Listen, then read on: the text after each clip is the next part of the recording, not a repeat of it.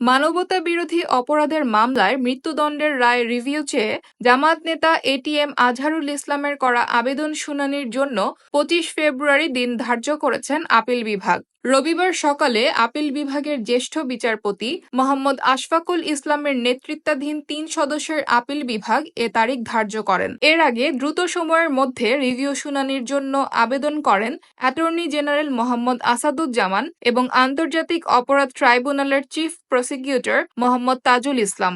বাংলাদেশের মুক্তিযুদ্ধ চলাকালে মানবতা বিরোধী অপরাধের সঙ্গে জড়িত থাকার দায়ে ২০১৪ সালের ৩০ ডিসেম্বর এটিএম আজহারুল ইসলামকে মৃত্যুদণ্ড দেয় আন্তর্জাতিক অপরাধ ট্রাইব্যুনাল। এ রায়ের বিরুদ্ধে ২০১৫ সালের ২৮ জানুয়ারি আপিল করেন আজহারুল। এই আপিলের ওপর শুনানি শেষে মানবতা বিরোধী অপরাধের মামলায় আজহারুল ইসলামের মৃত্যুদণ্ড বহাল রেখে ২০১৯ সালের ৩১ অক্টোবর আপিল বিভাগ রায় দেন। ২০২০ সালের ১৫ মার্চ আপিল বিভাগের পূর্ণাঙ্গ রায় প্রকাশিত হয়।